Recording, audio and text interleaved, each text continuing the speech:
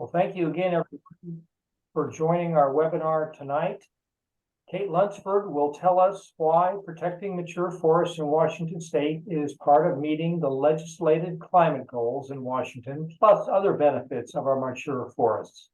Kate has worked several years with the League of Women Voters and other organizations to preserve and increase both forests and urban trees for the various benefits they provide. She initiated the Mature Forest Protection Resolution passed by the League of Women Voters of Washington in May, and she is chairing the committee to implement the resolution. Please record your questions in the chat as we go, and we will answer them after Kate's remarks. Or remember your questions, and we will provide time for you to ask them at the end. Raise your hand then, and please keep yourself muted until we call on you. Now let's hear from Kate.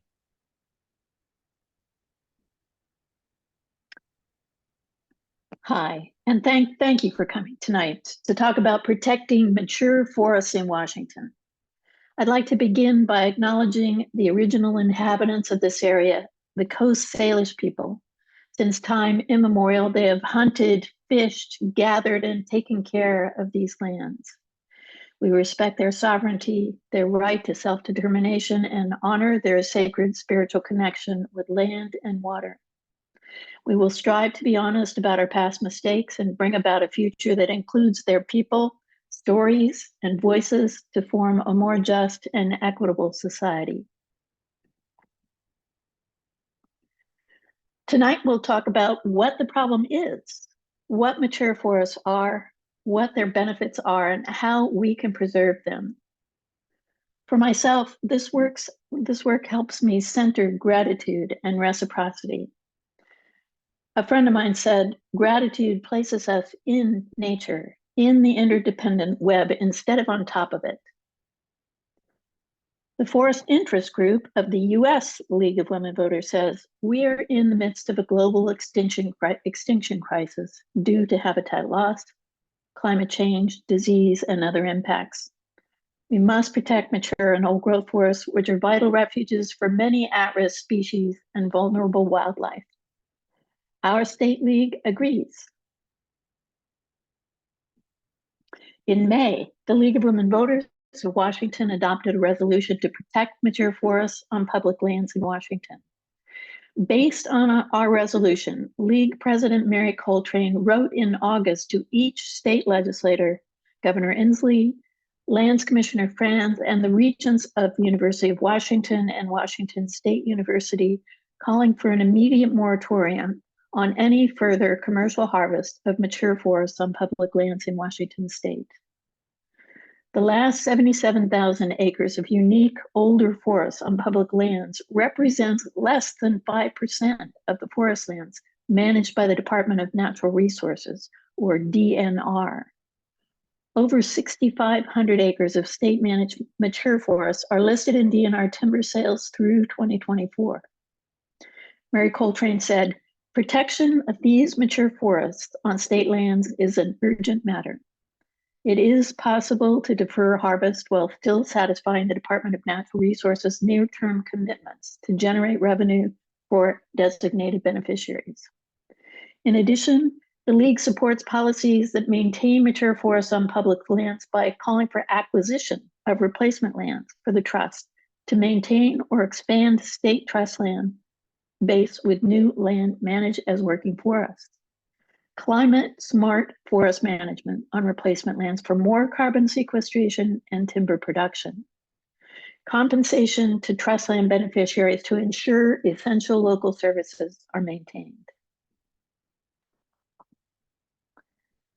You probably know the problem. The National Oceanic and Atmospheric Administration says each year human activity releases more carbon dioxide into the atmosphere than natural processes can remove, causing the amount of carbon dioxide in the atmosphere to increase. Atmospheric carbon dioxide is now 50% higher than it was before the Industrial Revolution. This is warming the Earth, causing serious alterations to the environment, eventually impacting human health. It can cause a rise in sea level, a change in precipitation patterns, increased risk of droughts and floods, and threats to biodiversity. Much of the carbon dioxide in the atmosphere is from burning fossil fuel and clearing lands. So how can we get CO2 out of our atmosphere? A mature forest is a natural climate solution. Trees take carbon out of the atmosphere as part of photosynthesis. Mature and old forests generally store more carbon in trees and soil than young forests, and continue to accumulate it over decades to centuries, making them an effective forest-related climate mitigation strategy. Even after 120 years, an unharvested forest stores more carbon than a harvested forest and its products. Even though a young forest will store carbon and regenerate, it will still take a long time to catch up to what we lost when we log a mature forest. Time we do not have now. We have an urgent need in the next 30 to 50 years to catch up. Carbon flux is the amount of carbon that's exchanged between Earth's carbon pools, atmosphere, oceans, land, and living things. In a study by Law et al. In 2001, when all fluxes were accounted for, the older forest was sequestering carbon while the young forest was losing carbon. The authors concluded that it would take 20 to 30 years for the young forest to develop sufficient leaf area to offset respiration and become a carbon sink. Until then, the plantation forest emits carbon every year. Other scientists agree that flawed climate policy and faulty carbon accounting are failing to accurately forecast potential carbon emission resulting from the cutting of mature forests. 80 to 85% of the carbon stored in trees is returned to the atmosphere through harvest, manufacturing, and transport of wood products. Mature forests should not be cut to meet the rising demand for wood products. That demand could partially be met by increasing wood production in already existing plantation forests. Timber harvest to meet the demand for wood products will probably account for more than 10% of the total global carbon emissions over coming decades. Here in Washington, if we cut all the remaining 77,000 acres of mature forests, we will release over 31 million metric tons of CO2. Dr. Jerry Franklin, professor of ecosystem analysis at the School of Environmental and Forest Sciences at the University of Washington, says mature forests, quote, serve extraordinary functions in terms of the atmosphere, in terms of the hydrologic cycle, in terms of wildlife habitat. The carbon stocks here are just far in excess of those you would find in a tropical rainforest. And if you were to cut them, you would end up releasing the vast majority of that carbon into the atmosphere. So the best thing you can do is leave them intact, unquote. What are mature forests? Mature forests are carbon-dense, structurally complex forests. They're also known as legacy forests. Many of them are lowland forests that used to dominate Western Washington. They grew back naturally after being logged in the late 1800s and early 1900s, and grew without the impact of the logging industry's modern methods of forestry. They're critical in preserving the genetic, biological, and ecological legacies of our forest. They are among the most carbon dense in the world, making them invaluable tools for fighting climate change.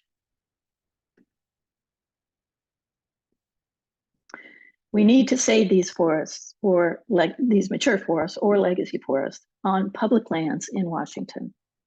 The issue is urgent. The DNR manages 2.4 million acres of forest lands in Washington. It sells trees on public lands to timber companies for logging. The money raised by timber sales benefits our schools, fire departments, hospitals, and many other beneficiaries. The timber supplies material for building homes and other products, and many jobs rely on wood production in Washington. While timber is an important product, these older forests are worth more standing. DNR has plans to log over 6,500 acres of mature forests by 2024. It will replant the land with Douglas fir and cedar for short-term yield and revenue. But the last remaining mature forests cover only 77,000 acres of land in Washington. Turning these structurally complex mature forests into tree plantations permanently transforms the character of the land and composition of the forest. It destroys native ecosystems and critical wildlife habitat. It stops the power of these trees to be our best climate workhorses, storing and sequestering carbon. Again, if we cut them down, we will release over 31 million metric tons of CO2 into the atmosphere. Mature forests provide vast benefits. They protect salmon populations by cooling streams and enhancing in-stream flow in the summer. A new analysis of more than 20,000 trees on 5 continents shows that older trees are more drought tolerant than younger trees in the forest canopy and may be better able to withstand future climate extremes. The report says, given their high resistance to drought and their exceptional carbon storage capacity, conservation of older trees in the upper canopy should be the top priority from a climate mitigation perspective. They provide bigger blocks of interior forest habitat for sensitive species above and below ground. These old trees are a society. Above ground, Elliot Norse in 1990 refers to dead trees as the life of the forest. Rotting snags and logs found in mature forests provide tunnels and dens and nesting cavities required by many organisms, from land snails to springtails. Dead and dying trees are also used for a wide variety of both vertebrates and invertebrates for foraging, nesting, and roosting, and provide essential habitat for many species of mushrooms. Logs in advanced stages of decay have the richest bryophyte flora of any forest substrate: mosses, hornworts, liverworts. Below ground, trees use the mycorrhizal network that connects them together to send and receive chemical messages to one another. These include extra resources and defense signals when the hub tree is under threat. This increases resilience. The system spans vast areas connecting trees and plants across the forest in an expansive underground network. These features are very difficult to restore in plantation forests. Mature forests improve one's mental and physical health and provide for low impact recreation, scenic beauty, and spiritual renewal. I hope you've experienced the benefits of forest bathing.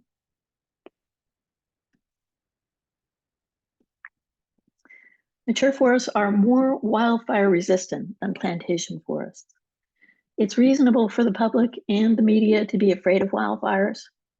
Climate change and decades of wrong-headed fire suppression by the U.S. Bureau of Land Management and the U.S. Forest Service have contributed to large fires that are especially intimidating because during those same years, more and more people moved into formerly wildland areas. Yet massive logging in public wildlands is very unlikely to help. Research in Nature's scientific reports shows that when the point is to protect people from fires destroying their homes and property, money spent on logging in public wildlands is unlikely to impact a fire's path and may even increase fire threats. Mature forests provide for traditional harvesting. Trees have been used by Native Americans for millennia for bark harvesting. In this forest, scheduled for a timber cut, more than a dozen trees show evidence of cultural modification. Over half the trees within the sale area are over 85 years old, and 2 older sections are estimated to be 93 and 109 years old. In gathering cedar bark, I understand that the bark is taken, that the care is taken not to take too much bark harvest from one tree, but to allow for a continued growth so there is a sustainable supply of bark. Tulalip tribes use prescribed burning to manage small patches of meadow habitat that support mountain huckleberry, a culturally important but declining resource.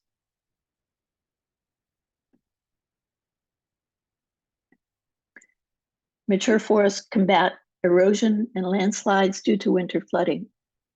These photos from RE Source in Whatcom County show landslides on 2 DNR timber cuts in that county.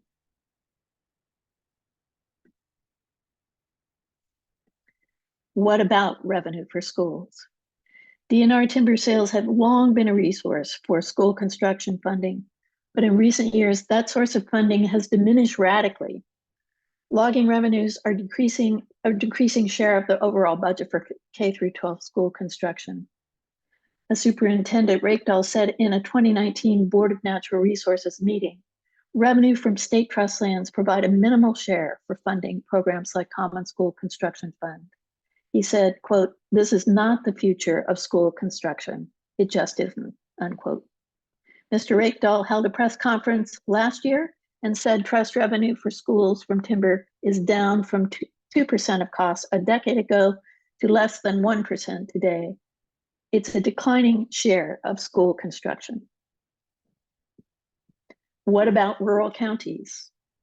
Rural counties that have relied on logging revenues from trust lands for essential public services must not be ignored. The state must develop new revenue sources and funding approaches to help fund the important services provided by rural counties in their junior taxing districts, like hospitals and fire departments.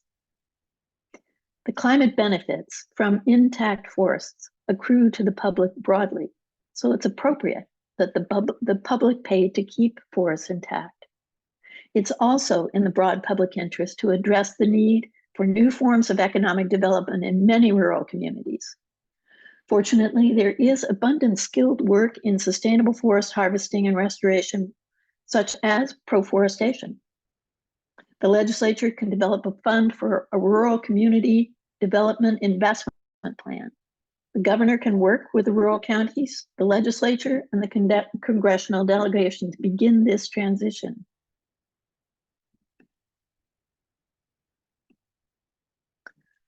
How can mature forests be protected?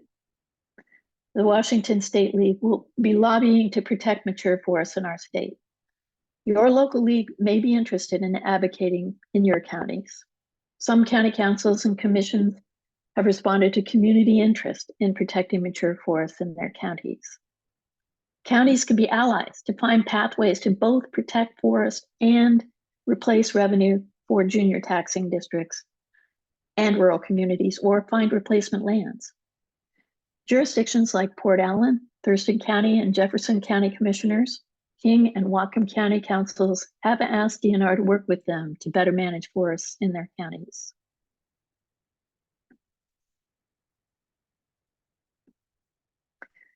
There are new Washington state policies and programs that could protect these carbon-dense, structurally complex mature forests. Trust Land Transfer Program, or TLT, puts lands into conservation and replaces them with other lands for the economic benefit of trust beneficiaries like schools and counties and universities. Last legislative session, the TLT program was updated so that now agencies and counties and tribes can nominate parcels for land they would like to be transferred into their stewardship or put into DNR conservation status. Over 126,000 acres of land has been put into conservation since 1989. Regarding reconveyance, when Washington became a state and the land was taken by private logging companies, there were thousands of acres that were logged and then went into county control due to tax foreclosure. Counties then deeded lands to DNR to manage on each county's behalf as state transfer trust lands. Counties can reconvey these county trust lands back at any time to turn them into parks. Some tribes have not supported path reconveyance projects that would bring recreation to DNR lands where they have had usual and accustomed places of hunting and fishing. But counties could manage a new parkland if it is consistent with tribal rights, or reconvey the land and then transfer management to tribes to become a tribal park. Counties may manage forests as carbon parks. Carbon credits would be sold and the revenue used by the taxing districts and other beneficiaries. Under Washington state statute, parks can be defined and managed in different ways. There's an inspiring movement in the First Nations in BC to turn mature and old growth forest into salmon parks because of the important role that salmon play. Climate Commitment Act Natural Climate Solutions Program was funded in the 2023-25 budget to conserve 2,000 acres of structurally complex, carbon-dense mature forests. These forests could include mature forests in counties if the county tells DNR they are interested. The request from the counties needs to happen this fall. The Carbon Project is another new DNR program. It also requires tribal consultation. This pilot program intends to leave 10,000 acres of forest on public land for carbon credits instead of logging them. There is currently a lawsuit by the timber industry to try and shut down this program. So there's an effort by a number of groups across the state to tell DNR that this is an important pilot project that should be continued. We need a new mature forest conservation policy. Every 10 years, DNR creates a new sustainable harvest calculation, which sets timber harvest amounts for the next decade. And it's a chance to create new policies. Many groups are pressuring the Board of Natural Resources and the DNR to create a mature forest policy that would protect these last remaining forests in Washington. The creation of the next sustainable harvest calculation is occurring in the next 2 years. What can we do to protect mature forests? The May resolution will allow the League of Voters of Washington to lobby the legislature to take action to protect the last remaining carbon-dense, structurally complex forests on state lands. We have work to do to educate our state and local governments. We are good at that. We'll do another webinar to explore tools to do this work. You can join the committee and make this happen. You can do something about climate change. Ask your county government to find pathways to both protect forests and replace revenues going to rural communities or junior taxing districts, or find replacement lands. Ask DNR for a statewide policy to protect 77,000 acres of mature forests on state lands. Let's advocate for study and implementation of climate-smart forest management on replacement lands for more carbon sequestration and timber production. Let's protect trust land beneficiaries to ensure essential local services are maintained. A friend of mine said, as you center gratitude for the gifts that nature brings to you, you realize it's a duty and a responsibility to respond with your gifts. It changes your stance in the world. Just as nature makes it possible for us to live, we must make it possible for nature to thrive. There are 2 slides in this deck that contain all of the links for the references for this presentation, and they'll be made available to you.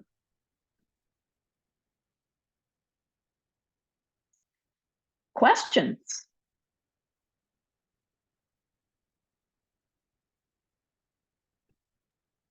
We have one question in chat from Anita Rose. Well, it's actually several questions.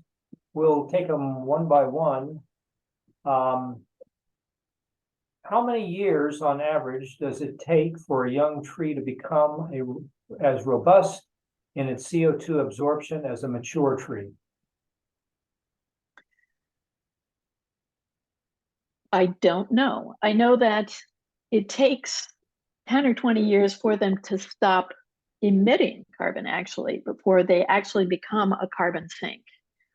Mature trees continue to sequester and store as they age for decades and centuries. So there really is no catching up to a big tree in storage of carbon as it grows. It does grow. It does absorb carbon at a faster rate than a large tree does, but again, they emit for a couple of decades before they become a carbon sink. And you had a slide on that earlier with several paths on that, several curves. If people remember that, yep, keep going. You know what it is. Yeah, right. Yes, right.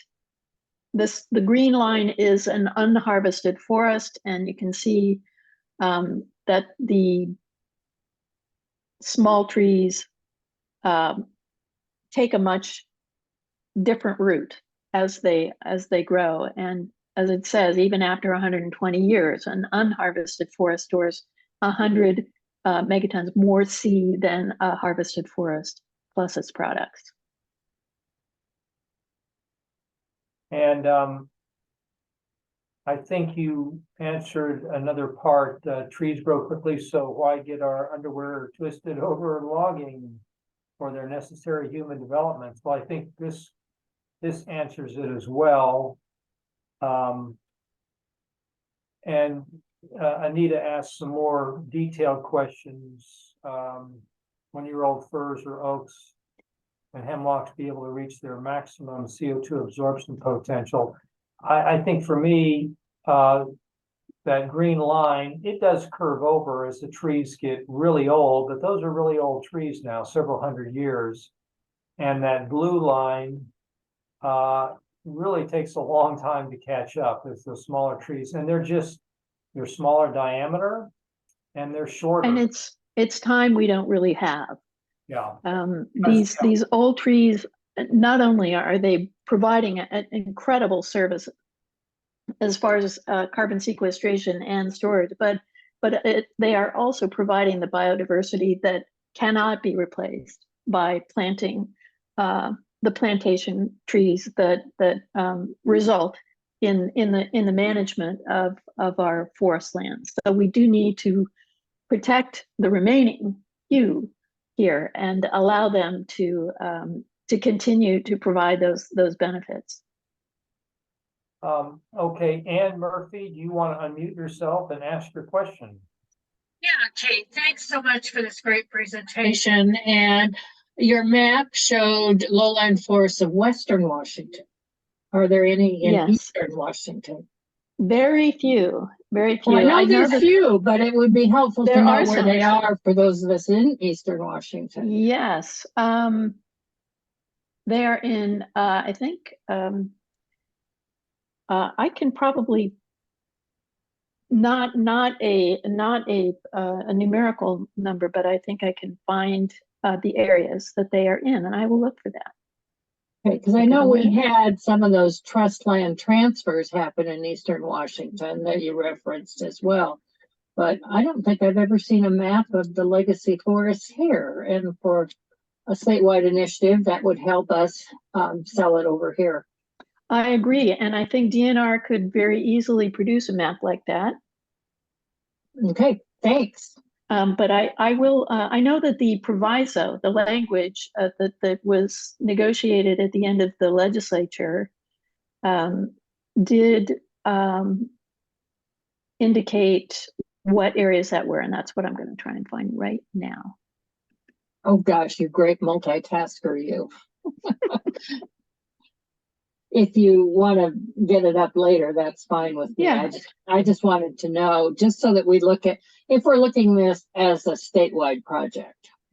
Yeah. Yes, right. It is, it is the vast majority of it is in Western Washington, yeah. but there are some other ones. But maybe there used to be ginkgo trees Advantage. So what the heck?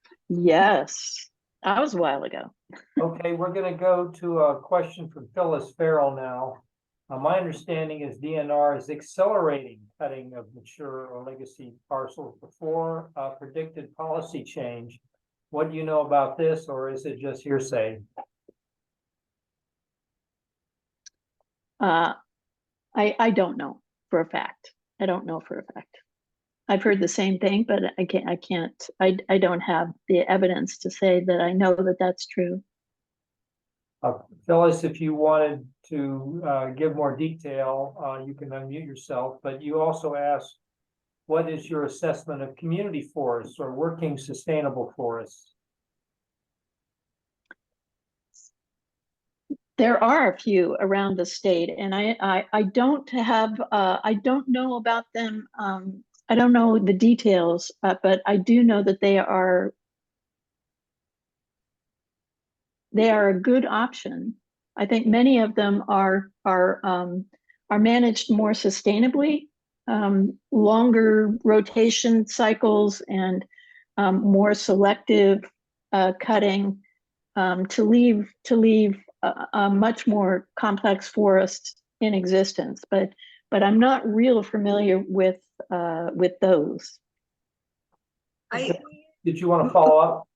Yeah, my understanding is, I think in the last legislative session, there was, I don't know if there was a bill or support. I know, I'm sure there were some bills about it. I don't know if it was funding for community forests or not. I know that there's an association and they have regs about thinning and replanting, but the one forest that I'm familiar with, community forest, is in a Nisqually community forest. And I know part of their requirement is that they provide lumber for mills in Morton. So the idea is the trade-off, I guess, was to keep those mills open. So Yes. they must be required to provide a certain amount of, product for those mills to keep working. And Mm-hmm. Mm-hmm. The language sounds good, that it's, quote, sustainable and promotes the local economy. But I'm Right. wondering just how environmentally or ecologically, quote, sustainable it really is. So Yeah, that I was, don't know for sure. There are several community forests, and they are managed by various entities, tribes, and others, I think, and communities. But again, I don't have the details on. I'm not really familiar with exactly how sustainable they are. But I thank you. understand some of them are. Thank you. Okay, and Anita Rose has her hand up. So Anita, you can unmute yourself if you like. I guess my question's coming around to what I see in my area of huge developments. And instead of they're cutting down the mature forest, and they're putting in, say, once every 100 feet, an alder. And it would be interesting to see, side by side, the amount of carbon sequestered from one of the cheapest trees that they can plunk in, as opposed to the mature trees. Because, on your chart, it has the harvested forest, but that's going to be even more, more megatons of carbon than the sidewalks, the concrete sidewalks and asphalt with a cheap tree every 100 feet. And it would be very interesting to see how much we are taking away in this kind of a portfolio, in this kind of a development. Yes, well, I think again with the sustainable harvest calculation being negotiated right now, this is the opportunity I think that the public has to interact with DNR about what their plan is, what is conservation, and what will be protected. So we have a chance to do that work. I did find the proviso that says that the $70 million of appropriations provided solely to purchase forest land in counties west of the crest of the Cascade Mountains, all of Skamania County, and the western portion of Klickitat County. So again, I think DNR could provide maps. I'm sure they probably have the maps, but I don't have them. We'll go to a question from Julie Ratner, who there was an answer in the chat, but how involved is the League of Women Voters in electing Bob Ferguson for Commissioner of Lands? Of course, the League of Women Voters does not support any candidates or lobby for any candidates or campaign, I guess I should say, for any candidates. We are a nonpartisan, which means we're issues only. And so we won't be supporting or opposing any candidates in any election anywhere. And Ann Murphy answered that as well in the chat.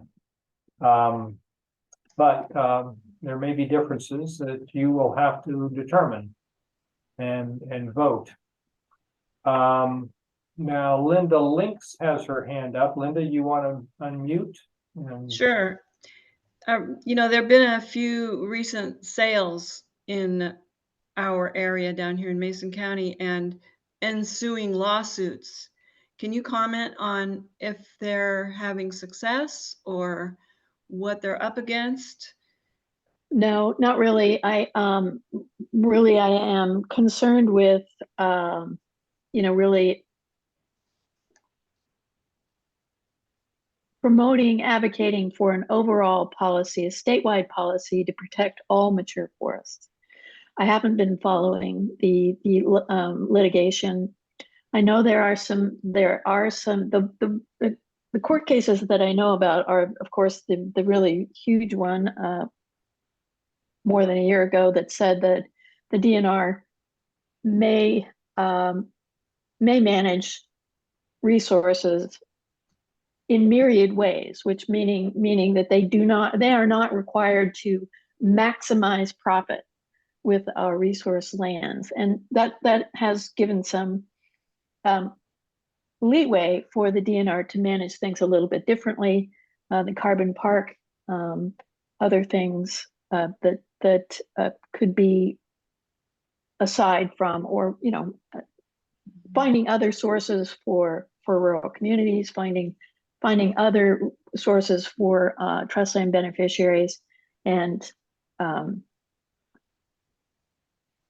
a little bit more leeway from that. And then there also was a lawsuit that found that the DNR is required to calculate the climate change impact from a particular sale. I think that DNR has basically said, we already do that. And I think then subsequent to that, there was another lawsuit going back to court to say, you're not doing it. So that's all I know about the litigation there. Thanks. It's kind of a last resort when the trees are going to be logged next week or in the next month. Yeah, I don't know what impact it will have on the particular sale. I mean, some of the sales have been paused for sure because of community interest, and I think that's the goal. Use the tools that we have, use the tools DNR has to explain to DNR that the community really wants these mature forests to be saved. And Kate, I know there's some community action in Snohomish County urging I think the county council to express their interest in preserving forests. Can you describe what's going on there in Snohomish County? Yeah, indeed. What people can do. Right. The League of Women Voters of Snohomish County have been advocating with our county council, because they're the legislative authority. That is who must ask for participation in the Natural Climate Solutions funding. So we did in our discussion with our electeds, asked also our county executive to help to participate, and he did write to Commissioner Franz to say that he would be interested in having our county participate in the NCS program, but he is not the legislative authority, and our county council has not asked yet. So we have sent a call to action to our community And we are asking the public to send letters to the county council to say, we want you to nominate forests for participation in the Natural Climate Solutions funding. There are deadlines coming up this fall. The DNR must submit a preliminary list of the actual properties by December 31st. So, and I know there are probably 5 other counties that are busy nominating actual forests. So we have selected some that are mature forests that are up for sale soon, and we're asking our county to pick those and nominate them for protection. I think it's over 400 acres. I think it's about 600 acres of carbon dense, structurally complex forests that we would like to not be logged, and they're up for sale soon. Thank you. And Elliot Hazard has a question, so please proceed. Thank you. My question is related to the severe shortage of housing in Western Washington, particularly in the Seattle area. The cost of housing has just gone through the roof as the population expands. And so I'm wondering how you balance your desire to keep old growth forests with the desperate need for more housing within the Seattle metro. Well, again, there are 2.4 million acres of forest lands that the DNR manages. We are talking about 77,000 acres of them. That's less than 5% of irreplaceable biodiverse forests. And that leaves a lot, millions of acres of timberland that can be managed for revenue, for the production of revenue, for the trust land beneficiaries, for counties, for the mills, and really, we think this is an insignificant amount compared to the ability that they perform in climate change and in biodiversity. And So if I understand you correctly, you're saying to develop the other areas. Yes. Okay. Yeah. I think Superintendent Reichdahl backs that as well, that idea, according to what I hear from Kate. Yeah, as far as the construction of schools, yeah, we need to find other sources. Are there any other questions? Perhaps on the process from here that Kate can answer. She gave us an idea of what's going on in Snohomish County, and we are planning another webinar on that process coming up. And there's not a day to lose, is there, Kate? Well, no. There are, as I say, 6,500 acres of mature forest scheduled to be cut fairly soon, and between now and the end of next year. And it's not a quick process to get them out of timber rotation. So it's going to take a loud voice to get the attention of our counties and the DNR, and find alternatives to cutting those trees. And we will have to have answers to questions like Elliot just asked, and others have asked. And so, Kate, give the details on that if you haven't gathered them in tonight already. Kate, you want to go to the last slide with your email address and yeah. And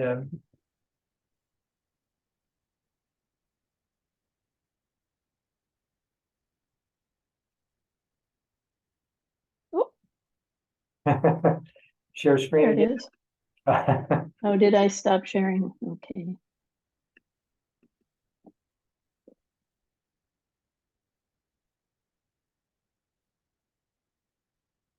Can you see that slide? Yeah, you could go to the presenter view or down at the bottom. There you go.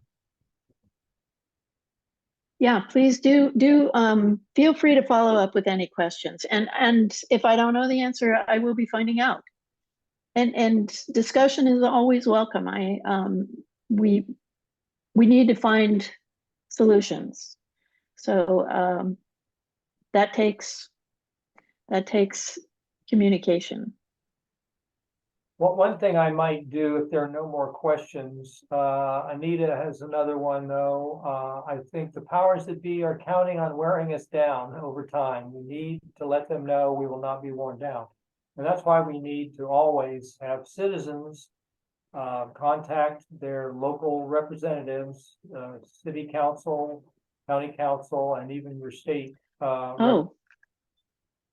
That reminds me, I left out a major effort we're doing here. Our president here, Karen Crowley of the Snohomish County League of Women Voters, she is going to write to all 24 of our Washington state legislators next week.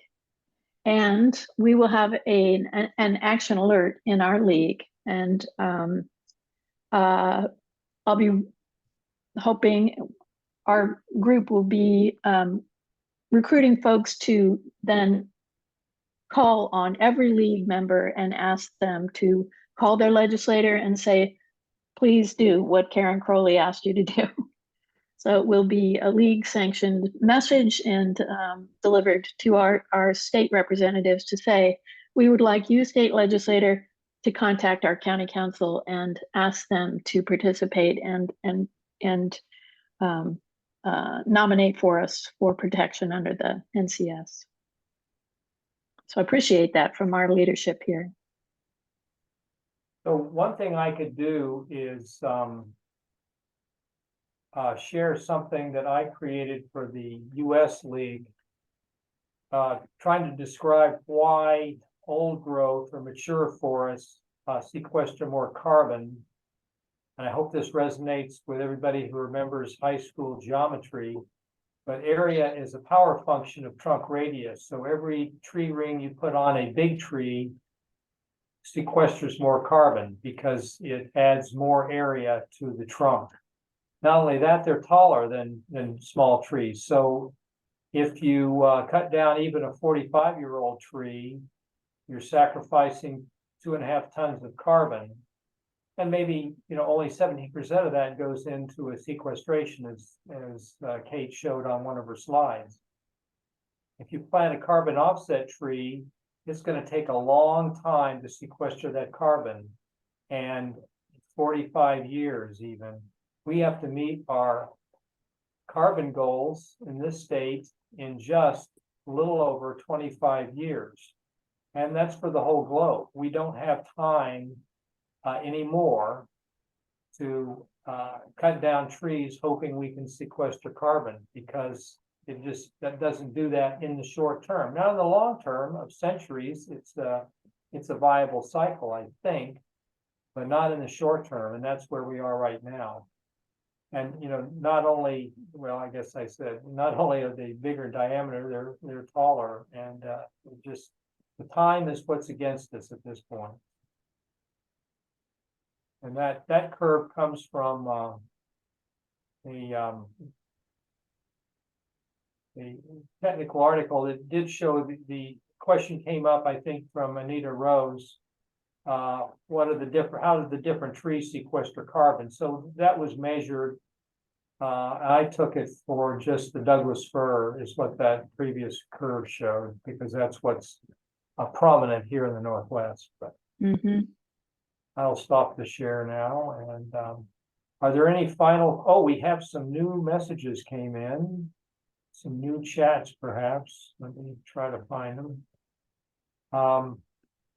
Yes, we will be, if somebody came late, we will post this presentation on League website in a few days, I hope, and we can get it edited. So look for that. And we'll probably put that in Anita Rose's Our Climate Radar newsletter in a week or so as well, if you subscribe to that. And then, let's see here. Can the, Sherry had a question about, can a county support this cause even if there's no forest land in that county? I would say that county may not be able to nominate forests in their county, but they certainly could if their, if their county council wanted to support this in the legislature or support this in DNR, they would, I think, certainly if they wanted to support the concept of a statewide policy to protect all mature forests in the state of Washington, that would be very impactful. and let's see, I think I missed one here.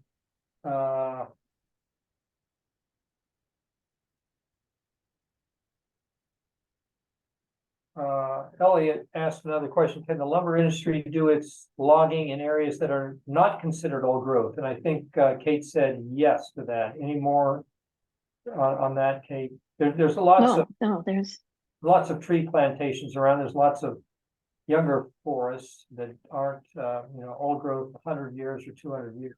I think there's plenty of opportunity for that.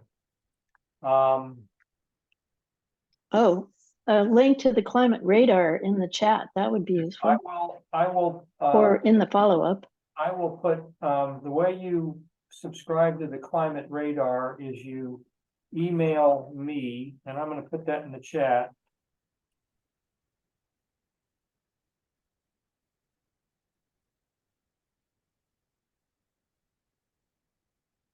So my email is in there, and I will add you to the distribution list.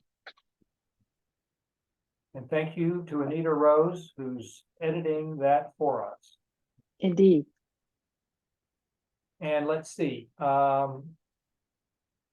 Phyllis asked about the legislative proposals for this next session. I don't know, Kate, if you know about those yet. I do not. Okay, but well, I hope we can get that in hand by the time we do our action workshops in December, I think December the 9th. Ann Murphy, if you're still on, you could. December 2nd. December 2nd, a week earlier. Yeah, are you planning to be there? It'll be 9 to 3 and it will be virtual. Okay, so join, no excuses. Absolutely. Okay, well, once again, thank you for attending. Copy my email. If you didn't catch Kate's, send a note to me and I'll put you on to Kate. Join her committee to take some action here. Thanks for coming, everybody. Thank you. Great presentation. Thank you.